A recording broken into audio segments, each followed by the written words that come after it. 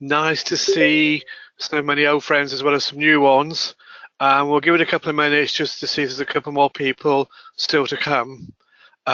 Otherwise, could I ask you to make sure that your microphones are muted while Sally does the presentation, and then we'll come back to questions towards the end.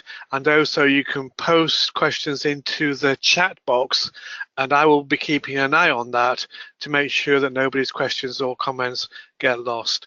So welcome from me, and we'll give a couple of minutes before we say hello to Sally and get started.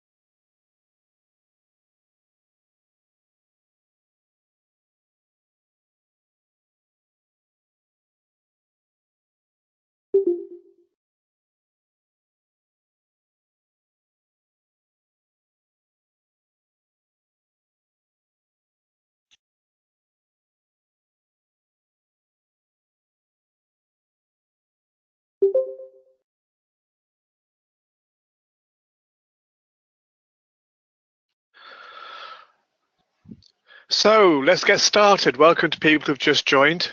I'm Steve Outram, CRA Director, and it gives me very great pleasure to welcome Dr. Sally Wootton, FTN Founding Director, to lead us through the webinar today.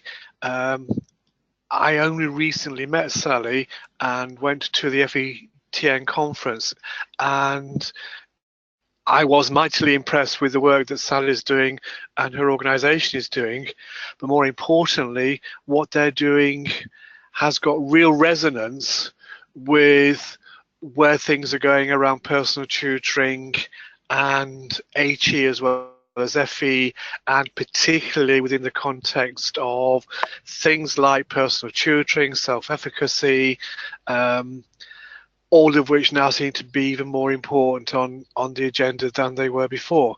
So in many ways, it gives me real pleasure to say, Sally, the floor is yours. Oh, thank you very much, Steve. That's grand. Welcome, everybody, and thanks for joining us today.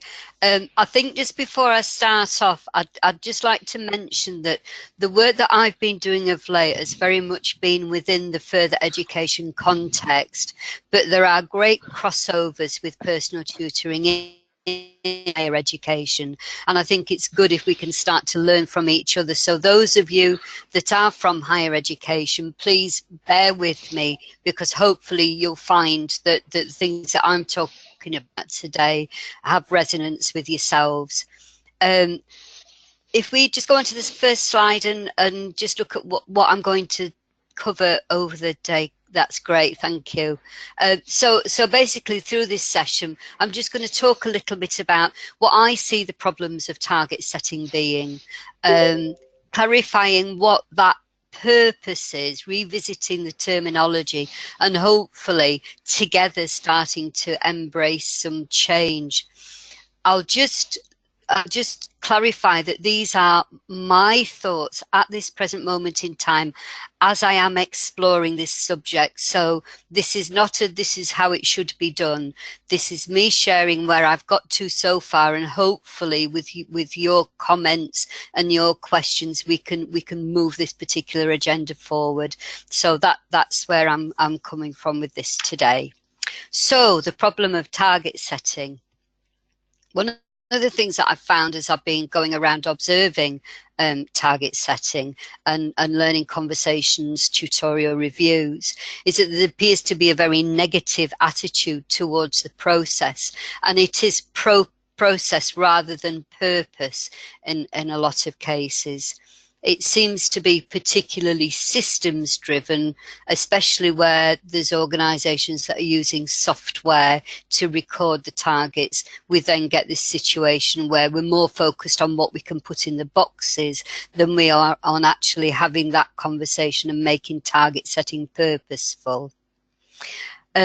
Another key issue for me is that it's not learner-led, and quite often we go in with a perception of what that student already needs, and we put that to them and we say we think you should be doing this kind of thing, so here you go, this is how you might be able to do it, and we're setting it for them rather than getting them to consider what would work best for them and how they can tackle whatever issues they are facing.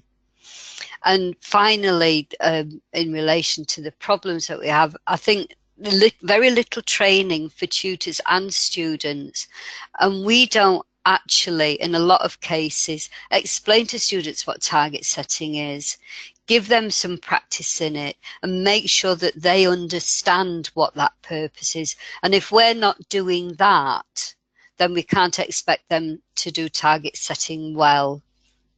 Can we have a next slide, Kath, please? Okay. So maybe it's helpful to start promoting a shared terminology. And I'm sure a lot of you will look at this and think this is nothing new. This is where we were a number of years ago, but terminology gets, I think, as systems take over. So if we just remind ourselves that a one-to-one review, it's a learning conversation. It's a place where we can discuss progress and plan for further development. And target setting is an activity arising out of that learning conversation. And the reason that I clarify this is quite often when I'm doing inspections in colleges, I'm looking at timetables, and timetables are saying target setting. So I think we need to kind of remove that attitude of target setting is a job in itself. It's something that happens as part of planning for development. And the other aspect to terminology is that we seem to have lost aims and objectives along the way, and everything's just become about targets. And I think this is one of the reasons why we're having difficulties when it comes to writing, recording targets and discussing what those should be, is because we seem to have lost this aims and objectives. So if we go on to the next slide, we can just see a visual picture of what this should be, what this process should be. We have our overall aims, our objectives, and then our targets, which are the small steps that enable us to meet those objectives, to reach our overall aims. So this is the picture that we should have in our heads when we're trying to support learners going through that process. This is just one example, and again, because I've been working around FE with this work, some of these may be a little bit simplistic. There's just one academic, and then there's a behavioural example, but it's just to see that breakdown. And I think the most significant part of this is that there are a number of targets. So it isn't just one target to say, I'm going to, I don't know, we quite often get, I'm going to achieve my course, I'm going to pass this test, I'm going to complete my assignment. But that in itself isn't moving them on. It's breaking it down enough so that they know the small steps that they can take in order to be able to fulfill that. I want to complete my assignment. Do you want to just go on to the next one, Kath, so that people can have a look at the one on behaviour? And again, I'm sure that you can think of your own examples within the context of the students you work with.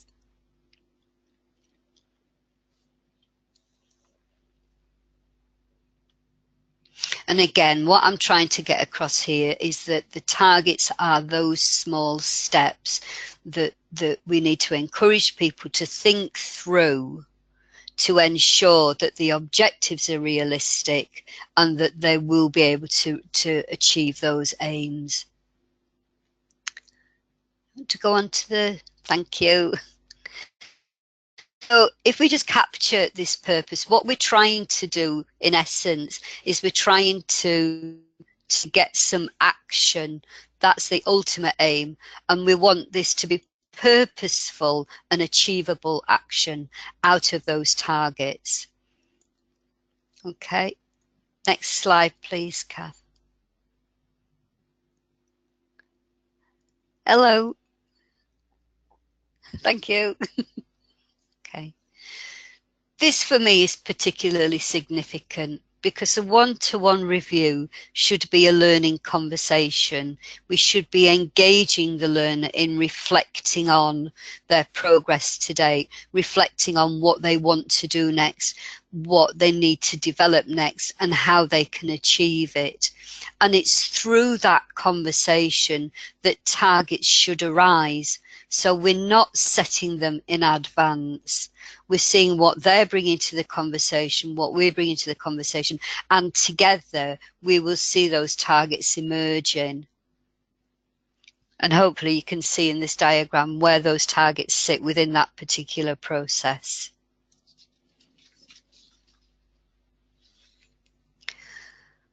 So we rarely explain what the learner's role is in this process.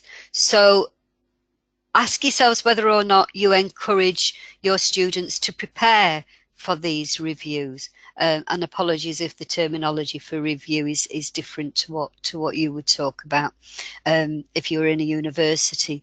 But it's this whole process that they need to be considering. So do they clearly express their aims? Have they got a good view of where they're at within their studies, what they're wanting to achieve, what their next steps are? Sorry, I've lost the screen. Oh, there we go. Okay, it's back now. So this is all about getting your students to consider prior to your reviews what it is that they want out of that conversation and how they can move forward, and then together you can have that dialogue. If we go on to the next slide please. Something else that we tend not to consider so well is the skills development that's taking place by encouraging our learners to engage in this process in this way. So I'll just give you a moment to have a look. You can see how I've linked these skills to the various parts of the process.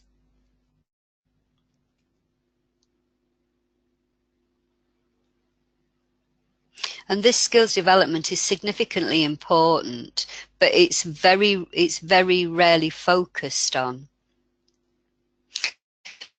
And then the next slide, we'll just look at target setting in terms of the individual.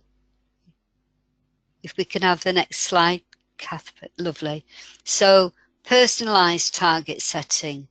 It's really important for us to consider when we're talking with our students, we need to understand their background, we need to understand what their circumstances are, whether they have any barriers to learning, whether they've got any particular personal development skills that they need to be working on. So all of this together will form that learning conversation out of which those targets will emerge. So you can see how you can't have a one-fits-all process in terms of target setting, you know, and I will go to some places where we've got college targets, departmental targets, and nothing relating to that individual at all, and we're doing them a disservice if that's the way we're approaching it. So we need to be making target setting an individual experience. So if we move on from that and look at the terminology itself, we've got SMART targets, which is what we've been using for some years, and really I don't think is not particularly helpful. I think we need to be considering other elements, and the blue ones are additions that I've made to how we need to be thinking about target setting. So again, within that process, this is how these SMART targets fit. And then if we move on to the next slide, this is what I'm suggesting we need to extend. So we've got our SMART targets, but then we need to be considering sitting underneath that. Are they relevant to the aims and objectives, and why are they important to the individual? Because if we don't explore that, we're not going to get buy-in. We can't create a motivating target setting if we're not engaging that individual in what they want to do and what they want to achieve. So it's got to be important to them for them to take that action. They need to be reflective. So it's not, oops, where have I gone? Can we go back one, please?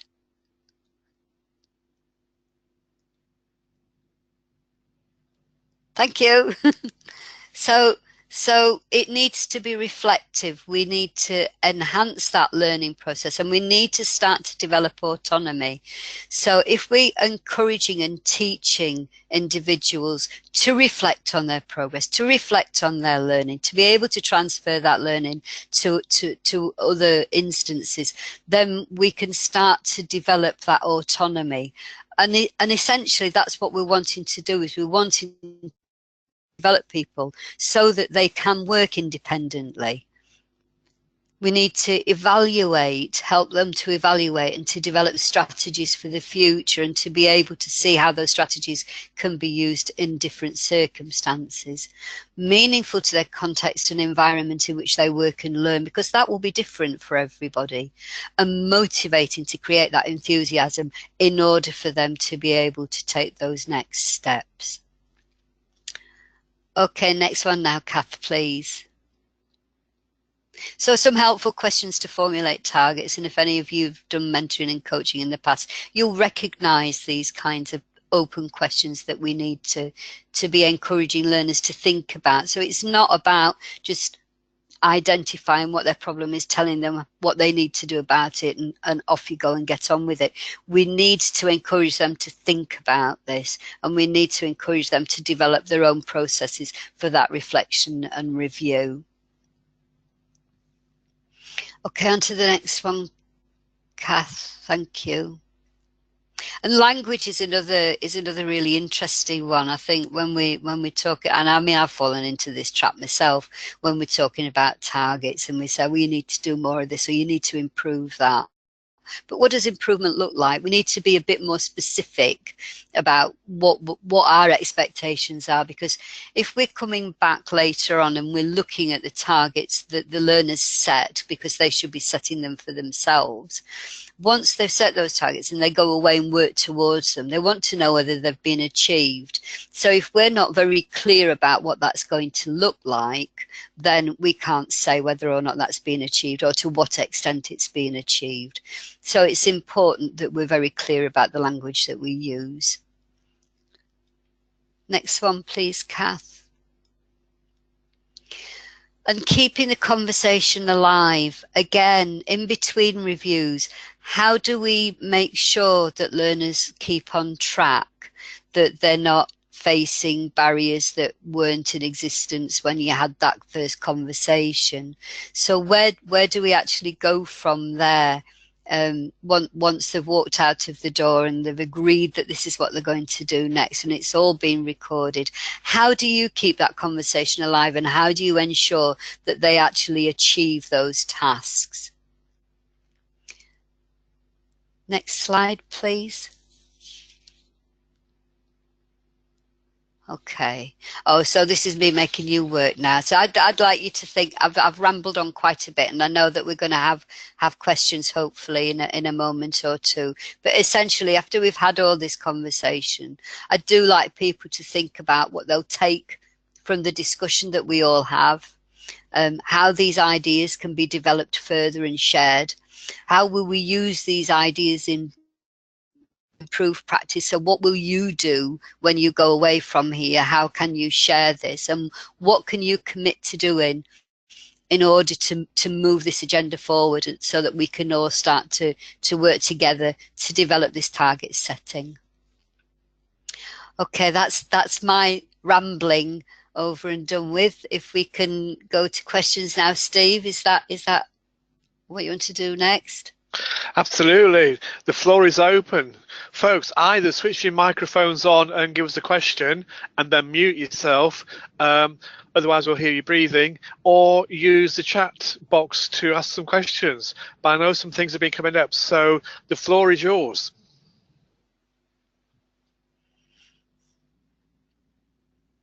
Oh gosh, stunned silence.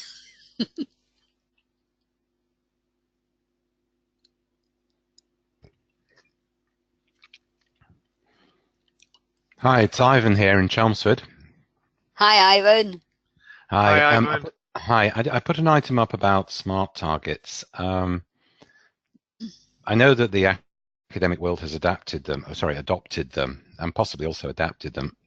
My origins are in the corporate world, where the organization is the extrinsic party setting the targets on the individual, and there's little contemplation of the individual's ability to perhaps reach the targets. In the HE and FE world, of course, it's the individual who is the focus, not the organization. So I think your REM targets are a great idea to extend SMART. Oh, so that's really more good to know. a statement than a question. Yeah, so there's my statement. I think those REM additions are a good idea. That's great. I mean, I do feel, Ivan, that there's still, you know, a fair bit of work to do here, and so if you would be interested in taking part in any kind of future focus groups or anything like that, because I'd like to nail this subject, because I think a lot of people are struggling with this across the sector, and I think in part because what you say is right. It's come from corporate setting and being adopted and isn't particularly helpful. So if we can engage in some decent conversation as a sector to get this right, but yeah, that's really encouraging comment. Thank you.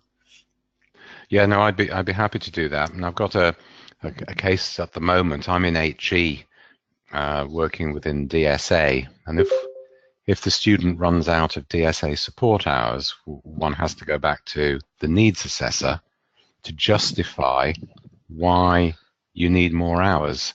Yes. And the needs assessor that I'm currently talking to in this case is talking about smart targets and asking the question, well, why hasn't the learner learned? Well, the learner hasn't learned because the learner has dyslexia, and therefore, etc., Yeah. etc. And yeah, I feel your pain. yes, thank you. Oh, that's great. Thanks, Ivan. Sally, we've got a question from Tony Dunlop, which is, can I ask how you are currently capturing this information? Is this owned by the student or the institution? Oh, now then, that's a good question. In FE, we say that the information is owned by the student. The target setting, a lot of people in FE use software to do target setting. It's like an online ILP, individual learning plan, and target setting forms part of that. So it's captured in the software, but the information is owned by the student, and both the student and the tutors have access to input into that. Does that answer the question? It does. A couple of things. The first is, apologies from Karen. She has to go. She's teaching at one, and yes, the session is being recorded and it will be available afterwards. And the second thing is, Sally, a question that is, what's the name of the software that people are using? Oh, right. Okay. There are a number of different software solutions out there. The one that I know particularly well of, but I'm neither promoting it nor not, is ProMonitor. ProMonitor, and the company was Compass, but it's been taken over now. I'm not sure what it's called, but ProMonitor is the software. But I do know, yeah, I know of some other guys that are developing some that I'm working with at the moment, and we're hoping to get a better view of the target setting within that, because in actual fact, although they're using, although a lot of colleges are using the ProMonitor software and others, they're finding that when it comes to target setting, it's not helpful. So if that's what you're wanting to use it for, again, we're trying to look at a better way of capturing that. Can I ask a question around that, which is the is the data that comes from that confidential? So, for example, if it's not, would that data be available for anybody doing a review? Yeah, there are different levels within software for access to information. So there will be some high level data that might be just for managers, for example. If there's any safeguarding issues, then that will be very discreetly held. So there are different levels of permissions within that, so that only certain people can see what's relevant to them. Thanks for that. Colleagues, any more questions, comments, ideas, suggestions?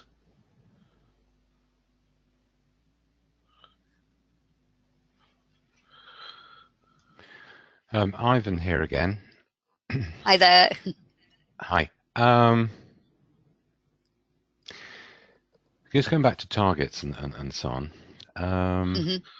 How is success judged? Is this judged by the individual, by the institution, the achievement of the qualification? What are the various metrics?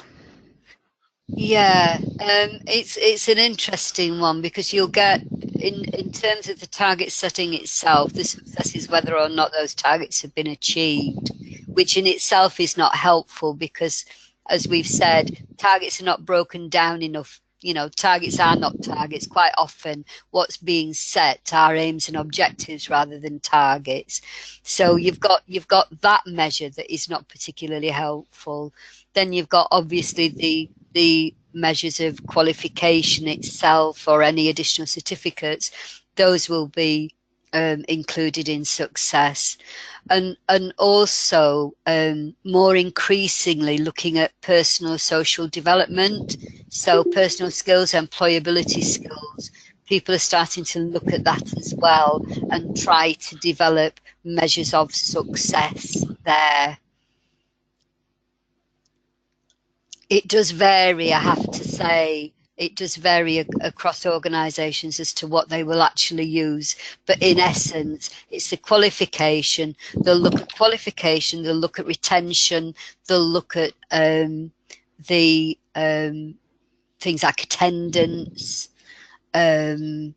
cause for concern, which they use if we've got behavioural issues, and the numbers of cause for concerns, and how the levels of support that have been put in place. So there are a whole host of issues that we would look at in terms of measures of success.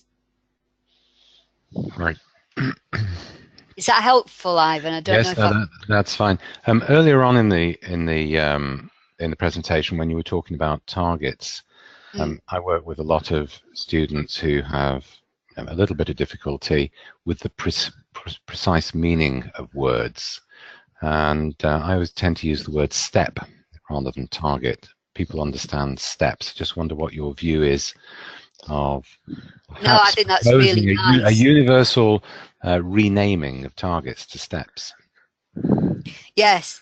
Yeah, I mean that sounds really nice, and I think it's one of the things that I'm trying to do is look at that terminology.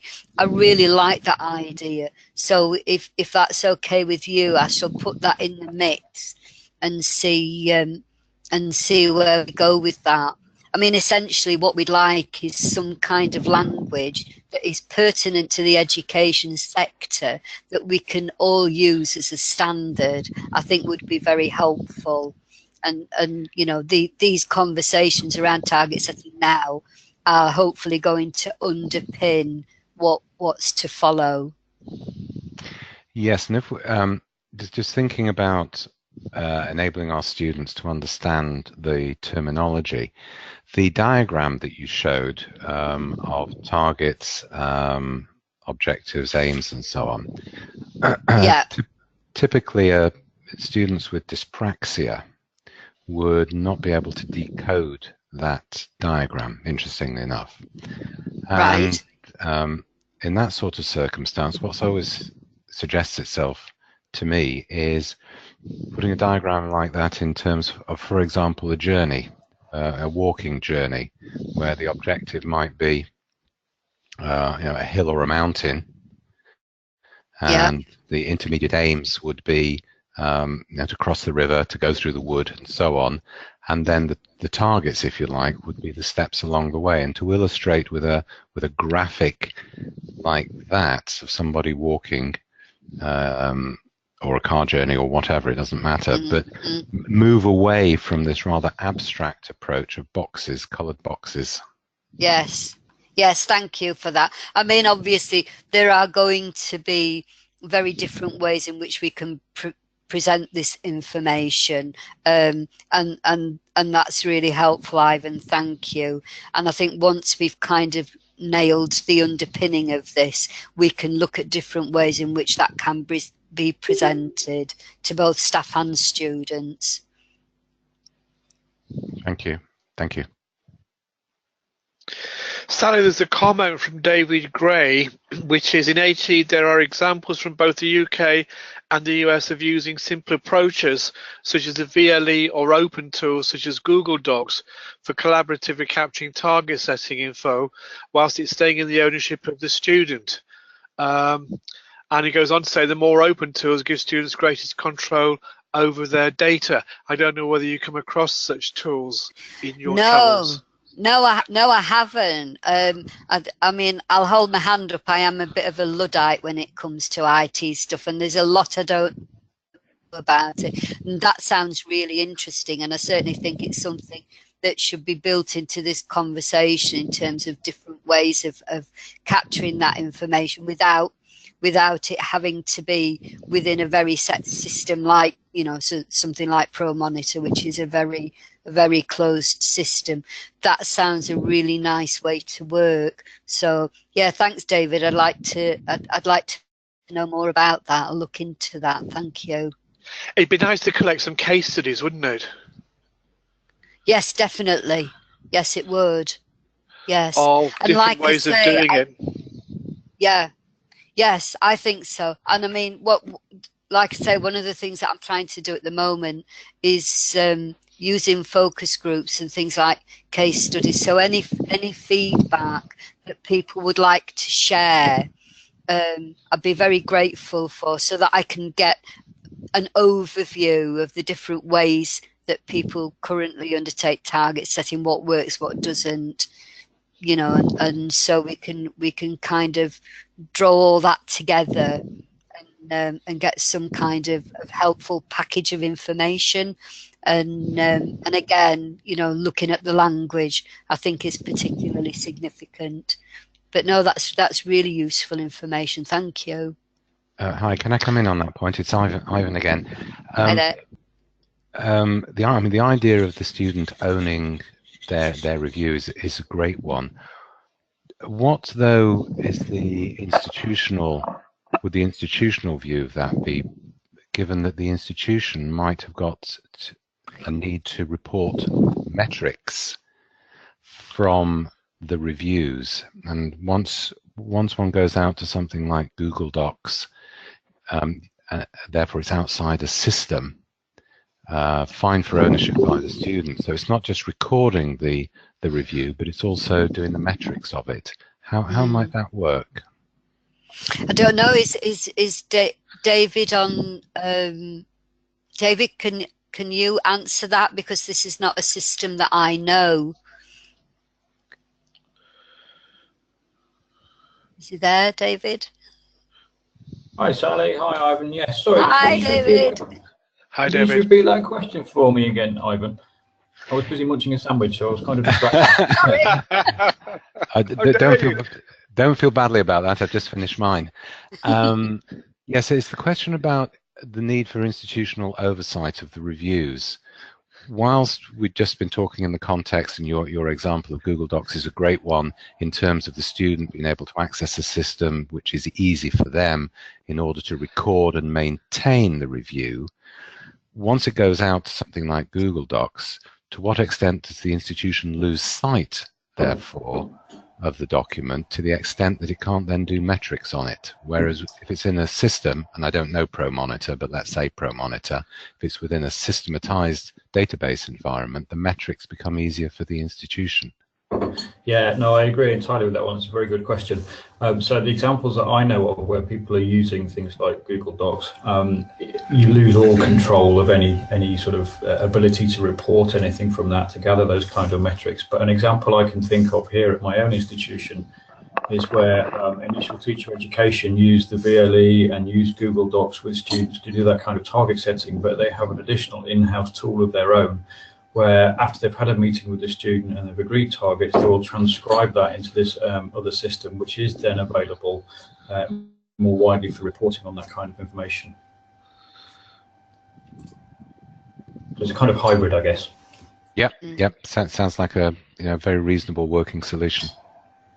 Can I say hello to Harpreet and introduce Harpreet to everybody else at University College Birmingham, where they have a mixed set of students from both HE and FE, and they've been using ProMonitor, it turns out, and Harpreet said that they use ProMonitor, which is particularly suitable for FE students, and they use their own VLE for HE students. So thanks for that, Harpreet. I don't know whether you want to add to that why there is a difference between the two. What makes one more appropriate than the other for different students? But thanks for the comment. I'd be really interested in that as well, to be honest, because we in terms of treating FE and HE students differently, I'm very interested to know why we feel that's necessary. I'm not saying that it isn't. I'm just interested that I did a lot of research a long time ago, and in terms of the tutorial provision, it was felt that both FE students and HE students were asking for exactly the same kind of support and development. So it interests me what we do differently between FE and HE students and why. So I don't know if Harpreet is there to respond to that. Harpreet, we can't hear you. I don't know whether you've got your microphone turned off or not, but certainly we've got your comment where she says, not sure if you can hear me, ProMonitor seems too long to record data. Well, do you know, I would agree with that in some respects. So I kind of come back to, if it is to record data, why are we using it for FE but not for HE, as opposed to using your own VLE for both? That's really interesting. Harpreet's put the HE stuff like a more open space to record notes, and in all honesty, so would FE, because we used to have that process, and it was very helpful because you could actually capture things as they were rather than fitting into boxes. So it's interesting that ProMonitor is used for FE students, even though in actual fact, you know, it would be nice to have that more open space for both students. Interesting.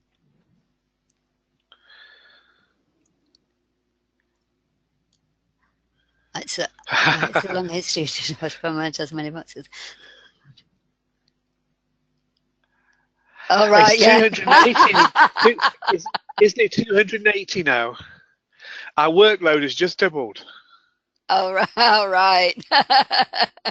For Twitter, wonderful, wonderful. So yeah, I mean, again, it's really interesting that we're looking at HE and FE students in a different way when their needs might well be the same, but we're using different processes to do it, and I find that quite fascinating. I'd like to look into that a little bit more. Very good. Is there any other comments or questions?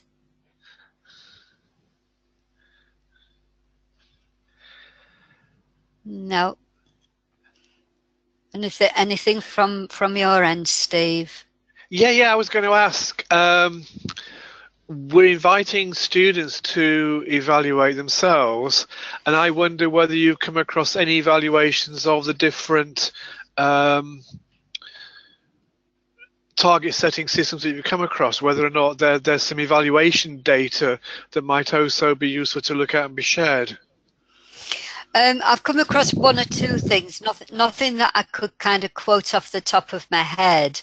And it's something, again, that I'm trying to draw together in relation to kind of personal development, employability skills, and around all of those wider skills development. There's a lot more work needed. I'm trying to encourage the Education Training Foundation to engage in some research around that at the moment. So so I'll kind of come back to you if I get any joy in that department. Aye, that would be fun. Yes. Yeah. So if anybody wants to share their evaluation data on how their personal target setting, personal tutorial systems and so on are working, then we'll make sure that you get her contact details when we send out the slides. Yeah. I think if you go on to the next slide, is Kath there? Yes, there. Yes, done. Oh, there we go. So there's some blurb about what FETN does, but at the bottom there's my contact details, and I'd be more than happy to hear from anybody that would like to contribute further to these discussions, or if there's anything else that you'd like to talk about, anything relating to tutorial, you've got my ear. Thank you for that, Sally. Colleagues, folks, any more thoughts, ideas, suggestions?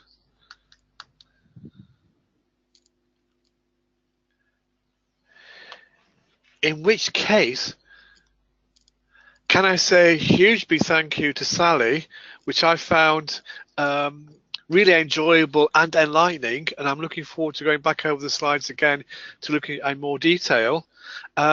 After that, what can I say? But I think this is our last webinar before Christmas. So have a really cool Yule, everybody, and we'll see you in the new year when we've got lots more webinars lined up for you. Thank you very much.